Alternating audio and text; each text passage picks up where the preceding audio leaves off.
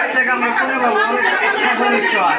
5 টাকাই ভালো ছিল, 5 টাকা করে ভালো হয়, সব জায়গায় 5 টাকা করে না। 5 টাকা করে নিজে চাচ্ছি, তাও টাকা নিতেছে না।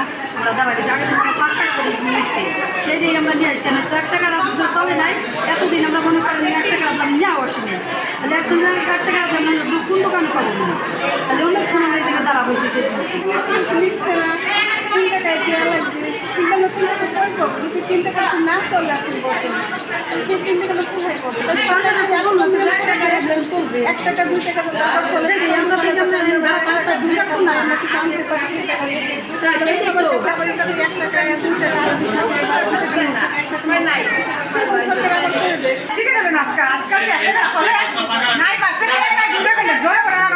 বাচ্চা নিয়ে আসে আমরা 2 ঘন্টা 3 জায়গায় কাউন্টারে 3 টাকাই লাগবে, 3 টাকা 5 টাকা 3 টাকা অসম্ভব না, 2 টাকা নেই 5 টাকা নেই, 3 টাকা 2 টাকা নেই, 5 টাকা নেই।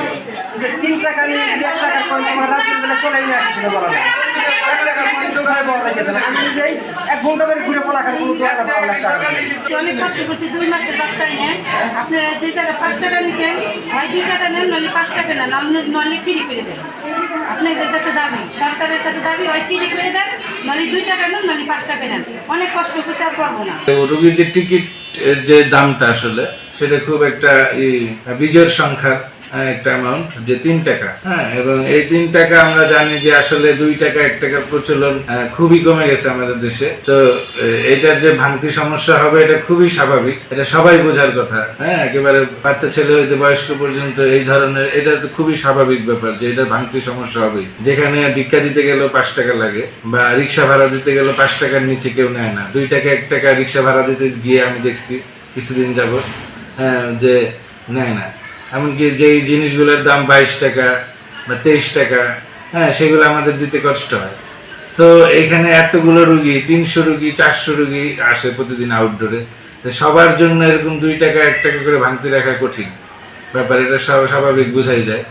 তো রুগীরা অনেক সময় স্বইচ্ছায় 5 টাকা দিয়ে যায়, হ্যাঁ, স্বইচ্ছায় 5 টাকা দিয়ে যায়। আর যে ভাঙতি না থাকলে যে স্বইচ্ছায় দিতে চায় না 5 টাকা, আমার মনে হয় সেই রুগীর উচিত নিজে ভাঙতি করে 3 টাকা নিয়ে আসা। তার যদি 2 টাকার এত প্রবলেম হয়, হ্যাঁ, সে 5 টাকা না নিয়ে, সে তো জানেই যে গোয়ালন্দ উপজেলা হেলথ কমপ্লেক্সে আউটডোরে দেখাইতে টিকিট কাটতে হলে 3 টাকা লাগে। সে এখানে, এতে তো কারো অজানা থাকার কথা না। এই গোয়ালন্দবাসী তারা নিজেরা ভাঙতি করে নিয়ে আসবে, কারণ এরকম 300-400 লোককে এরকম 2 টাকা করে দেওয়া এখন খুব কঠিন ব্যাপার। যেখানে সর্বনিম্ন এক্সচেঞ্জ অ্যামাউন্ট দেখা যাচ্ছে 5 টাকা, হ্যাঁ, এরকম 2 টাকা এক্সচেঞ্জ অ্যামাউন্ট বা 2 টাকা 1 টাকার নোট, এটা কয়েন, এটা খুব কষ্টকর। আসলে আমাদের এখানে বর্তমানে 3 টাকা সরকার নির্ধারিত যেটা টিকিটের মূল্য সেটি নেওয়া হচ্ছে। তো এই ক্ষেত্রে রোগীরা অনেক সময় 5 টাকা ভাঙতি আনতে তাদের একটু হিমশিম করছে। তো আমরা যেহেতু আমাদের এখানে ঊর্ধ্বতন কর্তৃপক্ষ রয়েছে, প্রিয় স্যার আছে, আমরা স্যারের সাথে কথা বলে পরবর্তীতে এই বিষয়ে জরুরি পদক্ষেপ নেব। যার টিকিটের মূল্য হচ্ছে 3 টাকা। স্বাভাবিকভাবে 3 টাকা আমাদের সেবা প্রার্থীদের বা রোগীদের কাছে থাকার কথা না। আর সেক্ষেত্রে যারা যদি আরো বেশি টাকা যখন দেয়, 10 টাকা ধরেন বা 5 টাকা, তাদের তো ভাঙতি দিতে হবে। তখন 2 টাকার যে স্বল্পতা, সেটা নিয়ে কথা হয়েছিল। আমরা কথা বলেছিলাম যে সমাধান কিভাবে করা যায়।